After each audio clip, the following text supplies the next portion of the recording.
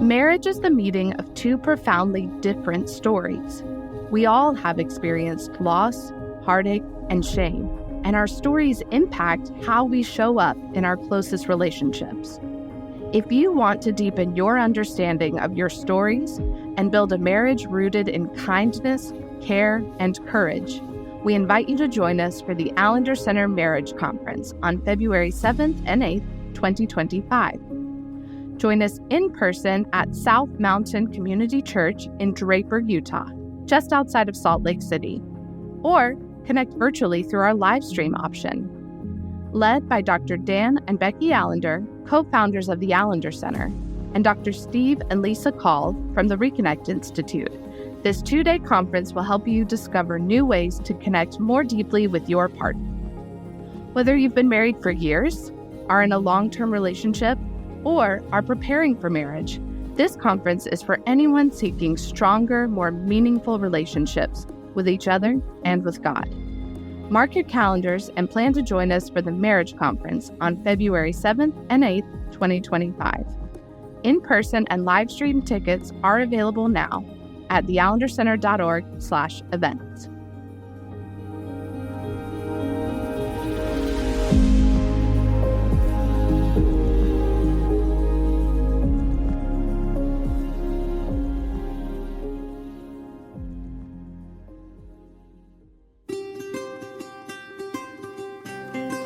Thank you for listening to the Allender Center podcast. I'm Dr. Dan Allender. And I'm Rachel Clinton Chen. We're fiercely committed to providing hope and healing to a fragmented world. And restoration for the heart. Thank you for joining us. Let's get this conversation started.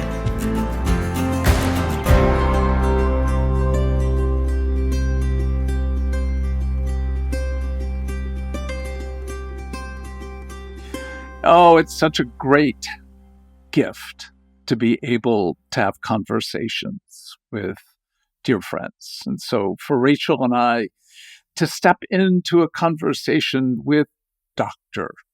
Chuck DeGroat.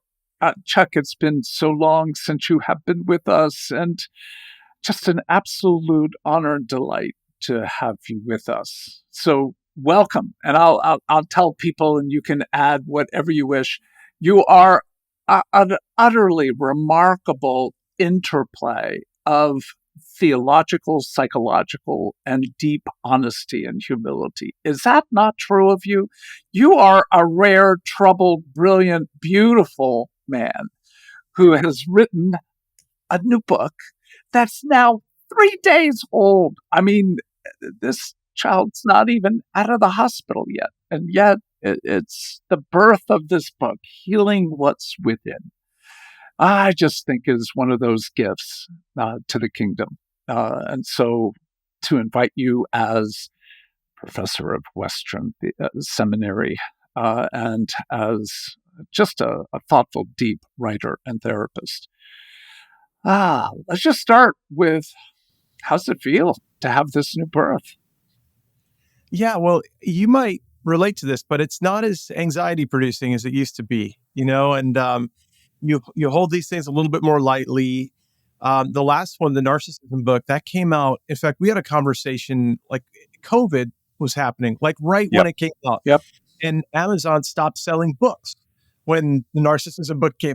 And you have to just sort of open your hands and relax and trust that it's all going to be well. And that's sort of the way this goes nowadays. So I feel very grateful. As you know, it comes with a lot of work on the front end. So I'll be grateful for the weeks and months after to sort of relax and not have to post on social media as much, stuff like that. So, well, may the birth and this great gift indeed invite many people to both what we know to be the reality of death, but also the reality of resurrection. So let me just start with this. You begin the book by describing being fired, which I have some familiarity with. And in that, I love this phrase, as you talk about, you were fired from a church where you had established a remarkable counseling program where your children were baptized, where there were deep friendships. And then this lovely phrase, and that is, and I'm sure you're wondering what was the situation, the consequences, etc. But that's not this book, because the framework is it is not so much what happens to us, but what happens within us. And that sets the tonality that indeed the things around us are very important. But what we have to actually begin with is not merely what has occurred, but what's happening within. And in some ways, the trajectory of the book invites us into the twos, what happens to us, but far more what happens within. What set that for you as the parameter of what you wanted to accomplish? Yeah, that was the stunning revelation years ago that, trauma in one sense is not the same thing as abuse, but it's the imprint, right? And I think part of what set the trajectory was doing this writing on narcissism and spiritual abuse and seeing that conversation grow. And of course, Rachel has done really incredible work in this area. And I've been a learner at her feet when it comes to this stuff. But people have been talking about this and tweeting about this, and you see it all over social media. And there are lots of stories that come with, with these tweets, with these posts and things like that. And, there are often situations that I've found. I've been doing work in this area for 25 years, but in particular with the writing of the Narcissism book, situations where people couldn't quite control the outcome. There was an injustice. They weren't entirely sure what to do. They felt out of control. And it seemed to me that, at least in the work that I was doing, the movement was to shift from what happened to you to what happens within, the lasting imprint of trauma, which, as you know, is different in each and every person. People can go through the exact same experience, and because we're very different human beings, we experience it subjectively in a very different way. So that was the pivot point for me over the last few years as I thought about this particular book. Well, again, it's so important to open the door to many of the categories. And I know we chatted briefly, and I have so many questions, and I feel like I need to defer rightfully to you, dear friend Rachel. Oh. No, I think it's so interesting because honestly, in your introduction, Dan, I was making connections internally to why I've been so stirred of this season and your work, Chuck. And I just feel like it's such a labor of love. And I know as writers, I don't know personally as a writer because I've yet to take on that endeavor for very valid reasons. Please do. Well, I know it's vulnerable work no matter what you're doing. But I think when we write from the vulnerability of our hard-earned wisdom, it is a different kind of labor. And I just want to say thank you because the ways in which you have brought the wounds of trauma and exposed even more deeply that our trauma they aren't singular stories. They are not just emotional or psychological. They're personal, they're collective, they're generational, and they're like deeply spiritual. So one of my just deep gratitudes to you is the framing of the Genesis story as like it is our story, and it is a story that helps us make sense of these wounds within, and just really grateful. Yeah. I mean, it's a very different reading of that story, right? I mean, yes. I grew up with, by the time you get to Genesis 3, well, actually you start with Genesis 3, but by the time you get to Genesis chapter 3, it's like this great tragedy and arrogant Adam and Eve take the fruit. And it's just such a different reading to notice that, I mean, they were targeted, right? They were deceived. They were gaslit.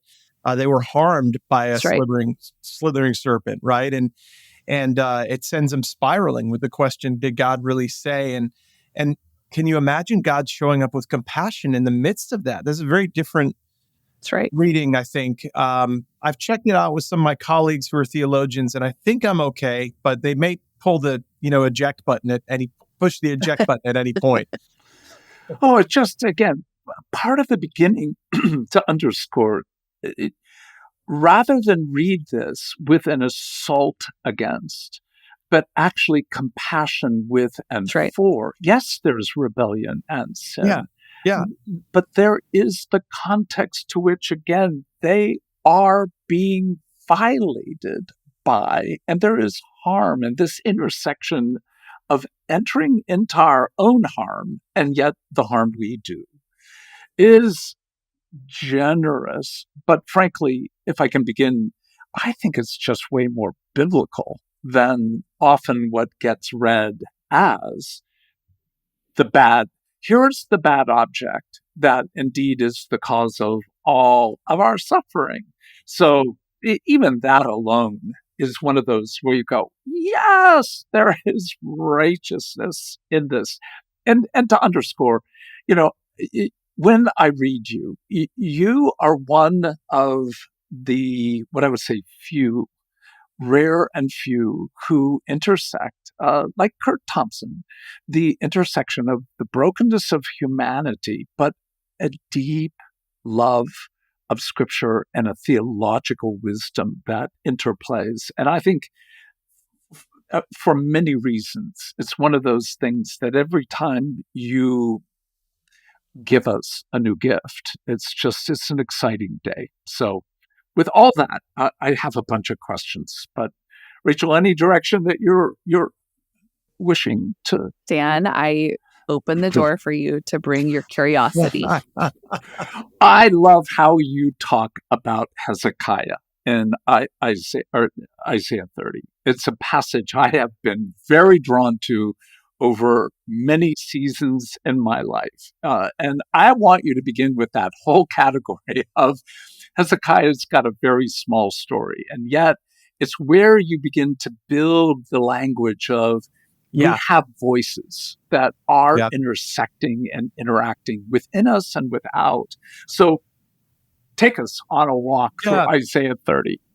Yeah. I mean, it's for me too. It's been a passage for probably 20 years that has lived in me and with me in one way or another. The first book I ever wrote was called Leaving Egypt, Finding God in the Wilderness Places. And this is a reversal of the Exodus story, right? And what's so stunning is that Hezekiah is like the best of the kings. You wouldn't expect it from Hezekiah, but, Assyria is coming down from the north. I mean, imagine, well, doesn't quite fit, but imagine Canada invading from the north. That actually might be a good thing, but let's put that aside. That might be helpful at this point. But Assyria is coming down from the north, and they're anxious, right? And as we would be, they're trying to figure out, what are we going to do? And their, autonomic survival systems kick in. We need help. There's not this immediate sense of let's trust God. God has come through for us time and time again, but there's this panic that sets in. And Hezekiah and his team send the ambassadors back to Egypt. And of course, the rest of the passage unfolds with what folly that is, right? To reverse the Exodus story, right? And what calamity it will bring, and how in the end it will leave them even more alone.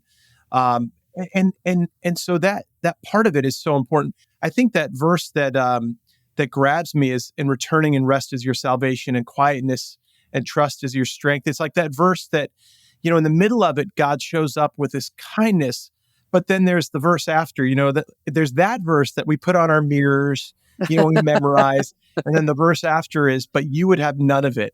And that just feels like my story and probably your story. And, but I think part of it for me is, as we get to story, right, is that it calls upon an ancient story, the Exodus story. And it's saying, in a sense, we live within that story, and we all have, propensity to reverse that story in our own lives and to live out of these smaller stories. And that's what Hezekiah and his community were doing at that time. They had chosen a smaller story, an understandable one, because they were in survival mode. They wanted to fight and flight, but one that nonetheless had calamitous consequences. Yeah, the phrase, and Egypt's shade will be your shame. And it is such a brutal reality that the reversal of the grand, glorious story of the Exodus And Mhm. our personal exodus will always bring you back to the very thing that you were redeemed and rescued from. So, what is the propensity to return to Egypt that you have put words to in this book? And also, what are the voices of shame that you know you've had to address as Yeah, you not just wrote this book, but lived this book yeah. before you wrote it? Yeah, I mean, I talk about this, and there's so much to talk about, right? But I talk about this in the context of attachment wounds, right?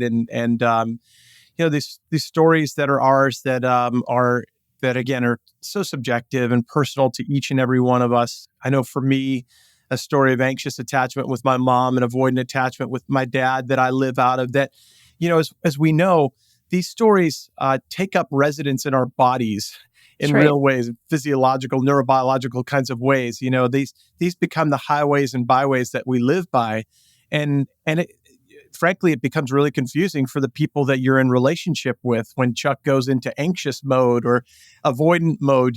For the people who think the world of me and think me to be a kind person and a generous person when I go into these modes that don't look so kind and generous, right? And so but these are in me as a byproduct of my own story, my own upbringing.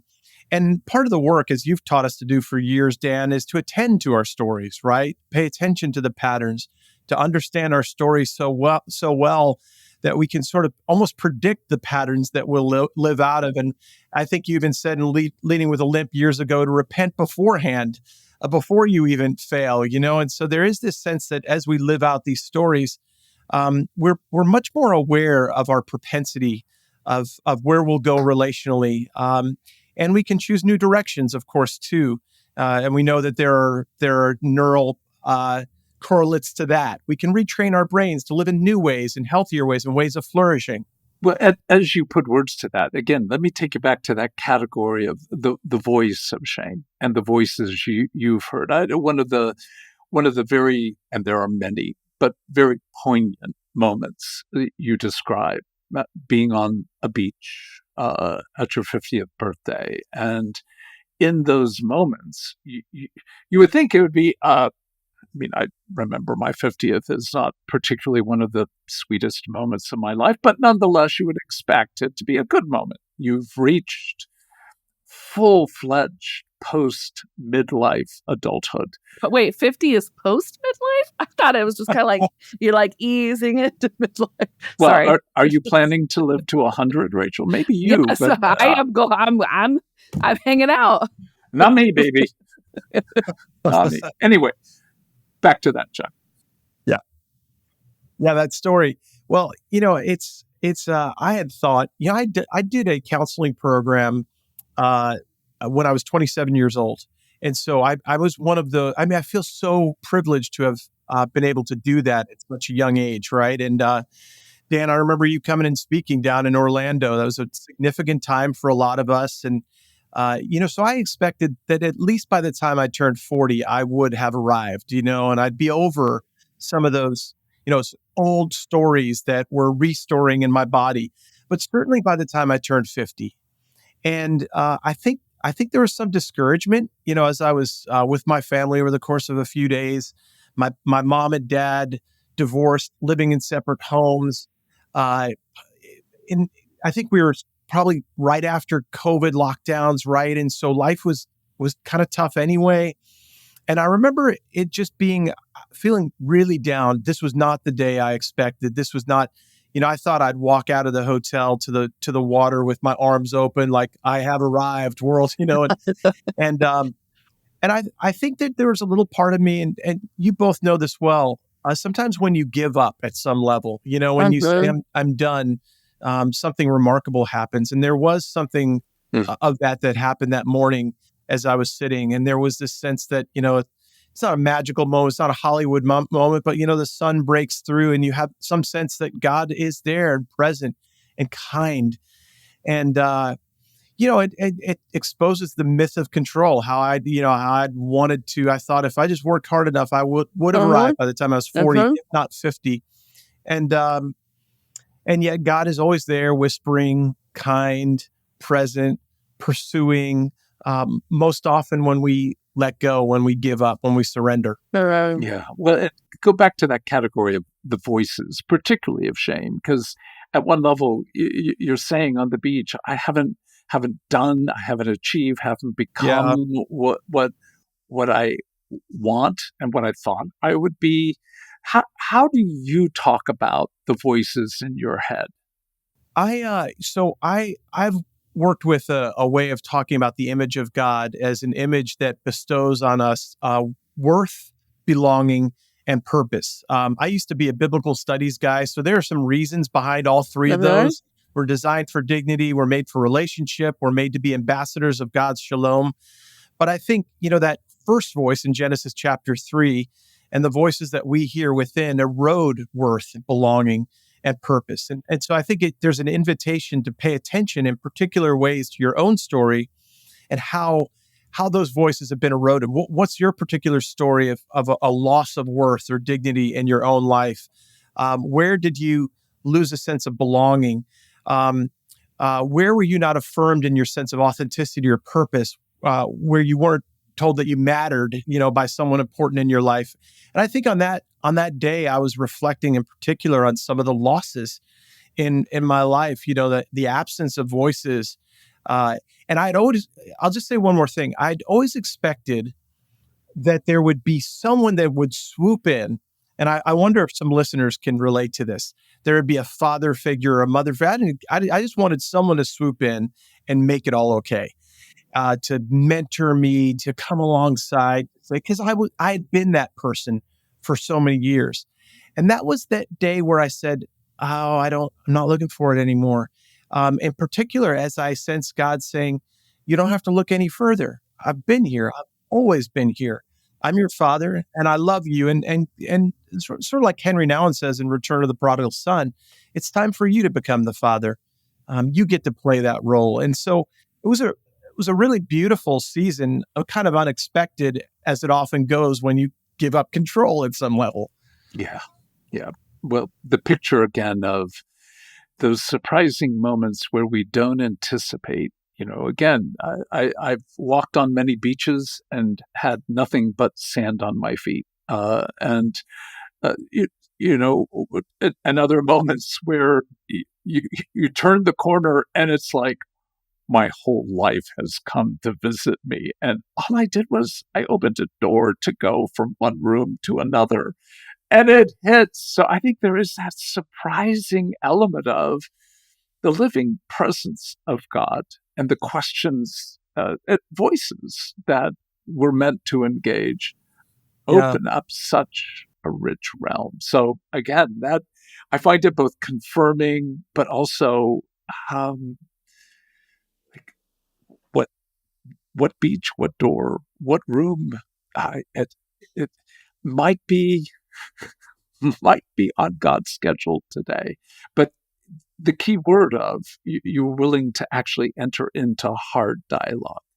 Yeah. One of the things you keep coming back to in like your very vulnerable sharing of these moments is that sense of like, we really do start to believe, no matter how much work we've done, like that someday we are just going to arrive and these wounds will be silenced or eradicated or, like healed where they just no longer exist, which as Christians or people who are Christ followers, logically we know, like even the resurrected one bears wounds that hold mystery and truth and all the things. And I feel like you just very one of the things I appreciate is you're inviting people to encounter a compassionate God who says, hey, you can't keep running away from time does not heal all wounds.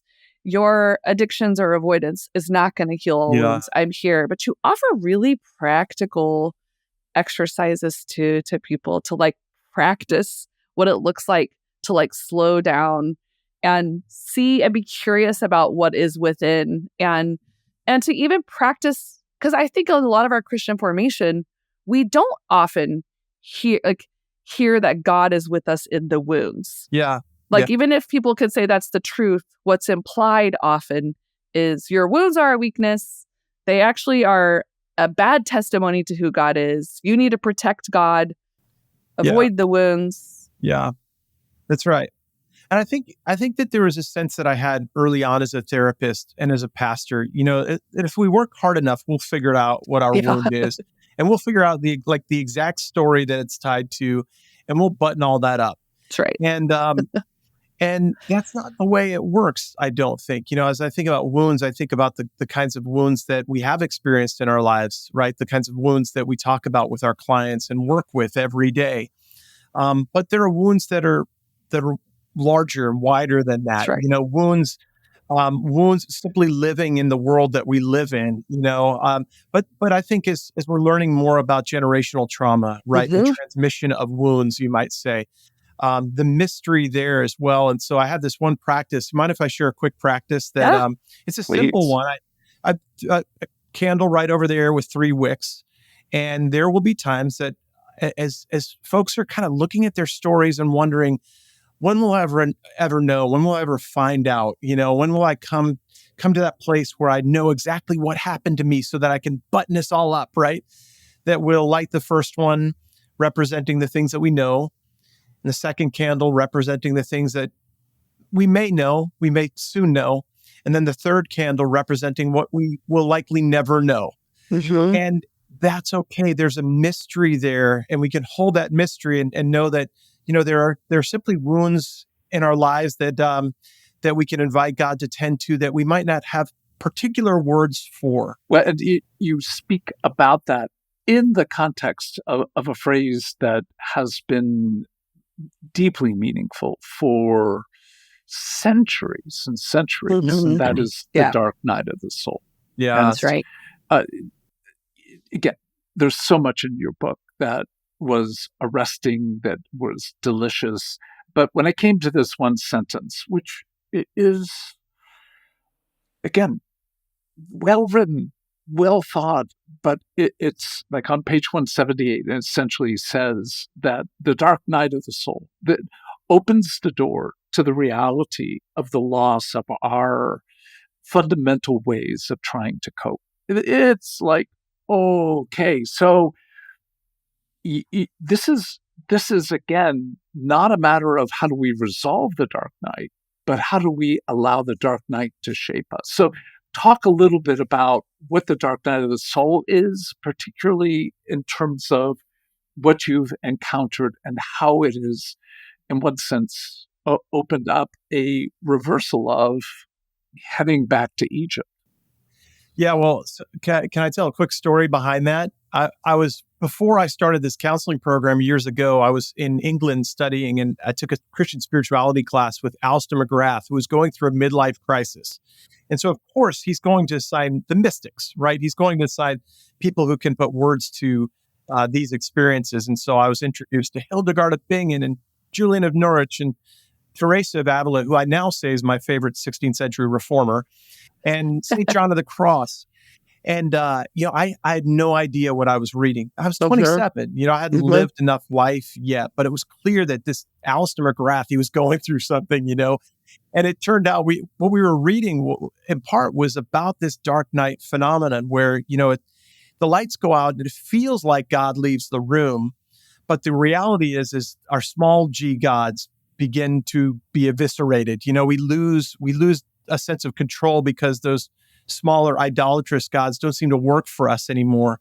So when people talk about the dark night, oftentimes they talk about, God left the building, God's not here. And the reality is that God is stripping everything that isn't God so that you can have more of God. But with that, lots of coping strategies, lots of things, like the song that you used to sing in your youth group when you were on the worship team, and the book, that you go back to that you thought was like the book that Jesus showed up through, and it no longer works, and you go back to the camp that you went, all the things, that you've used, including your good religiosity, all of it seems to go away in the dark night. And so you do feel stripped, right, of ways of coping, ways of showing up. In fact, you all know this, but when you work with folks like this, it'll feel like they've lost their sense of identity at some level. Like, I don't even know who I am anymore. I don't even know how to show up. I don't even know how to be a Christian anymore.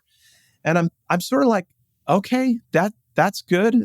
That's probably going to be helpful for you in the long run, although right now it feels kind of miserable. I think what's so powerful about how you weave in the dark night of the soul is sometimes that religiosity can almost become like, so the goal of the dark night of the soul is kind of like self-annihilation Yeah. and like total dependence on God. And I think what's like, when I was reading that section, it reminded me of, I just talked about this on the podcast when I was sharing stories of like my own trauma recovery. My first significant dark night of the soul happened in the midst of college, when what some of the outcome of that like loss of self and like stripping down of these things I could kind of cope with that actually looked really good. Similar to what you name in your book. Like they looked very religious, very spiritual. And the truth is, they actually were very real to me. It wasn't like I was putting on a front. They were very real. What came out of that dark night of the soul was actually getting on anxiety meds and like a deeper healing journey where God was saying, I don't need you to like spiritually bypass like neurological systems in your body that have been really harmed. Like I'm inviting you to a different kind of deeper medicine. It didn't just stop with anxiety medicine, but it's like sometimes I think we even have to shake up like ways in which we think, oh, so then the outcome will be like, I'm so dependent on God in that kind of religious way that I don't need people, I don't need care. And it's like, no, often, and I think you've done this brilliantly in your book, it's actually going to lead you to a deeper vulnerability, realizing how much connection and reconnection you need with God, with yourself, with others. And that to me, I just think is so brilliant and so needed in our kind of current spiritual framework and imagination. Yeah.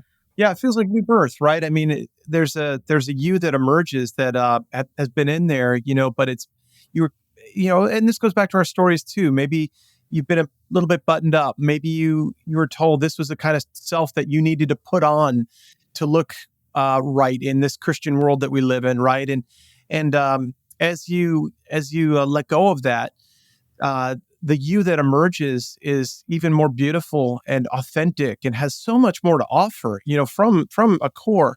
And I think this is the me that loves God and loves neighbor and does justice and mercy and walks humbly. This is not, I think sometimes when we talk like this, people are like, well, you're talking about some authentic you that just gets to do whatever you want now. And, and I think it's a you that knows how to love more deeply, more beautifully, more generously than ever before.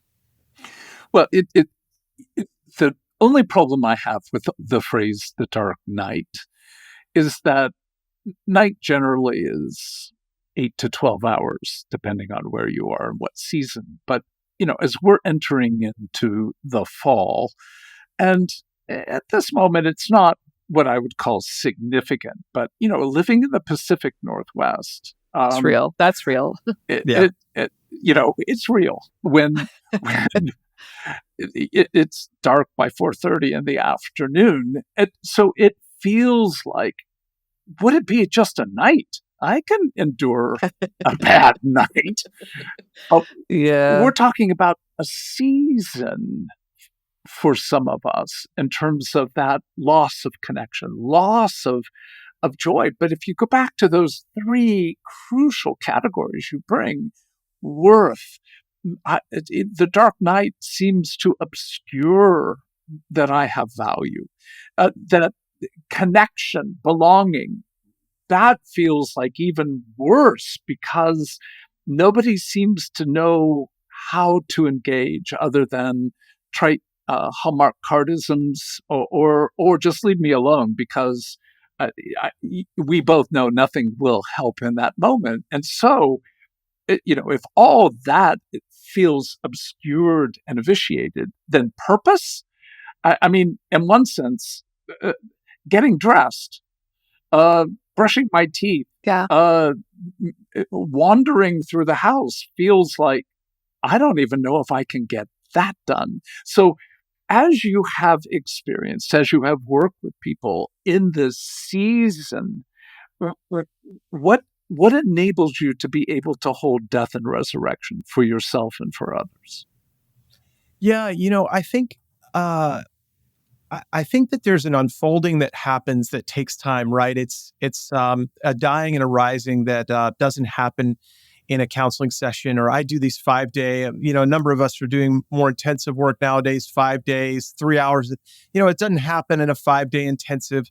And it's a slow process, right? And I think one of the reasons I love to do the work that I do is we get to sort of walk alongside and to some extent steward, that process.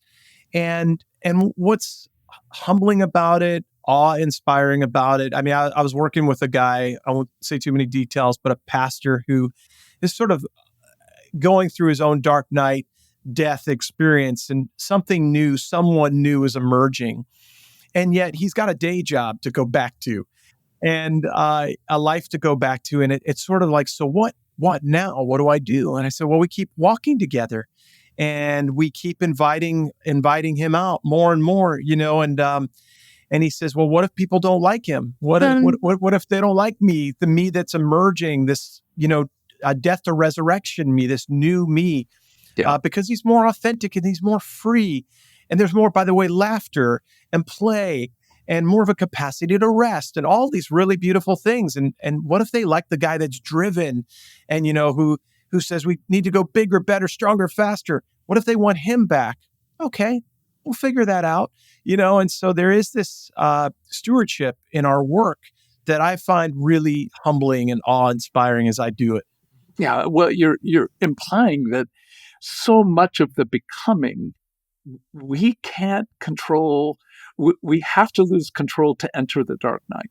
Yeah. And sometimes it comes circumstantially, sometimes biologically, but the essence of it is we cannot make our dreams or desires come to fruition. But in that, the becoming of who we're going to be, even if we have a vision or a desire, the process, let alone the actual becoming, is a real mystery. And I think that notion that we have to attend to the voices that would keep us, that would allure us back to Egypt, that would undermine with the power and presence of shame, that quiet voice, back to that image, and I think it's Isaiah 30:17, that the quiet voice inviting you to repentance in rest.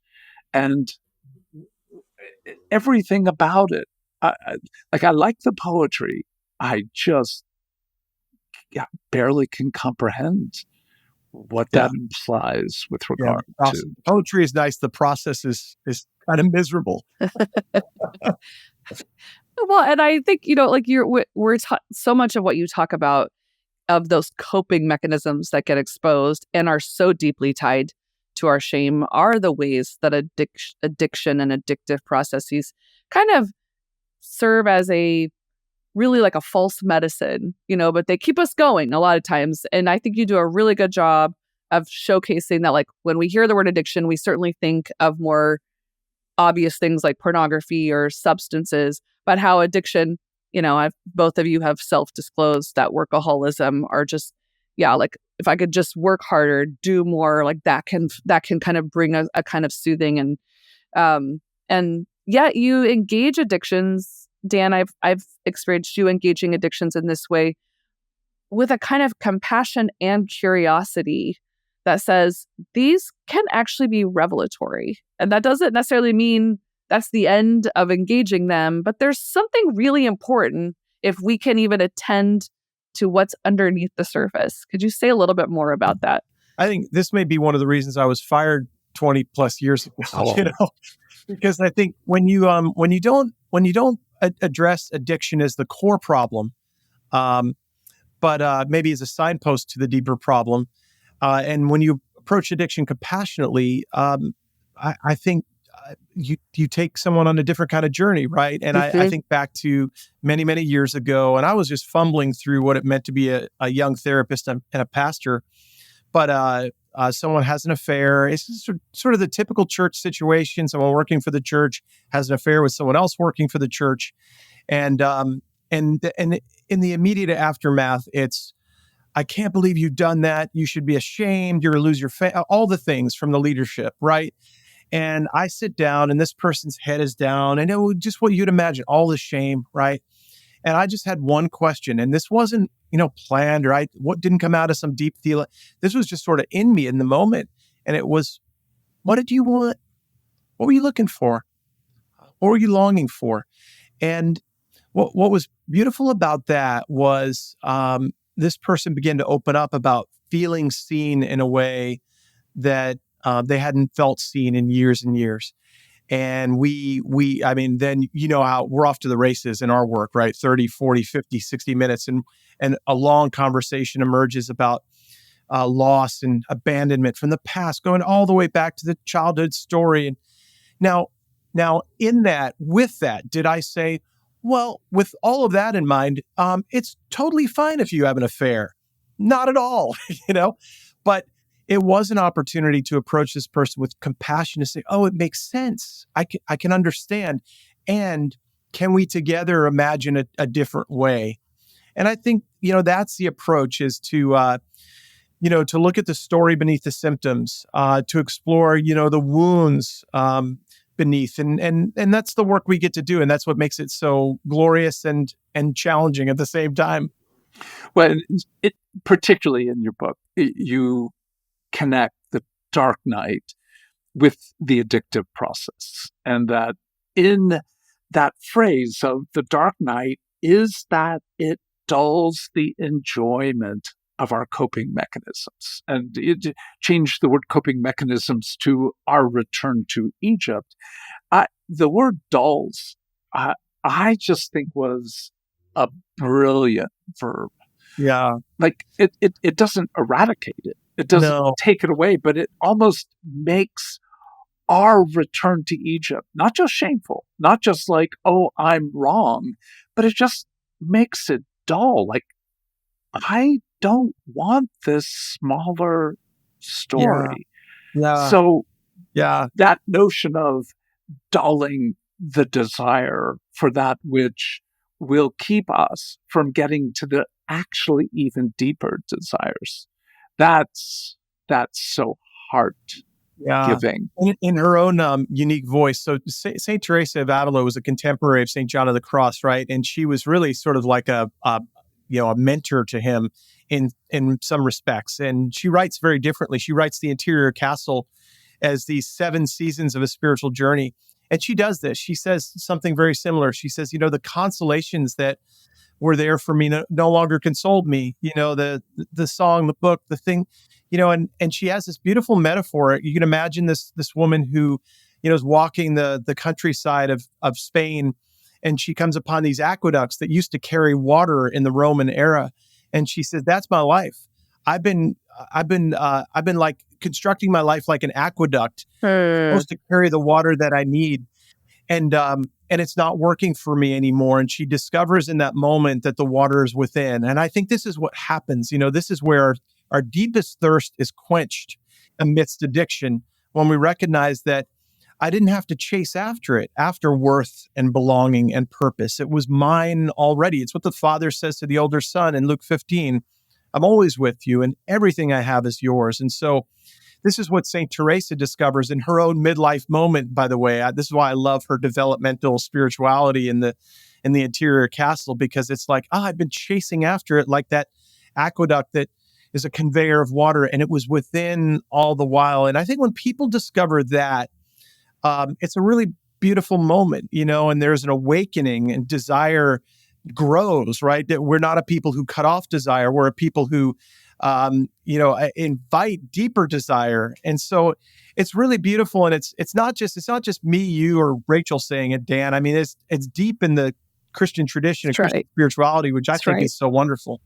Well, it gives hope for engaging our wounds, not for a resolve, but for a relationship.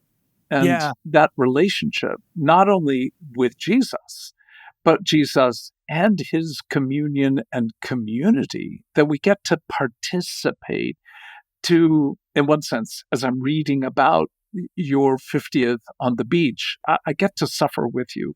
Yet I also get to celebrate that you, a remarkable man and remarkable friend, you're inviting an older man to the realities that the dark night, the addressing addictions, the relinquishing of control. It doesn't matter what age you are, your 20s, your 80s. These are the realities that we don't circumvent, but we enter into, we come in and through, and there are moments again of bright morning, but there are also seasons where it's dark at 4:30 and doesn't get light again until 8:15 in the morning. Can we bless those, not plan and make them, but bless that when they come, there is the framing and reframing of indeed who we are and who we're meant to be. So what a pleasure, my friend. What a pleasure. And may this great gift not only be received, but utilized well for those who are seeking the kingdom of God. Yeah. Yeah. Amen. Thanks, Dan. Thanks, Rachel. Yeah. So good to be with you. Thank you, Chuck.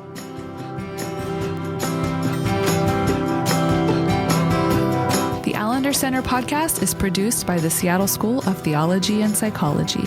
If you'd like more information about the Allender Center, you can look at theallendercenter.org.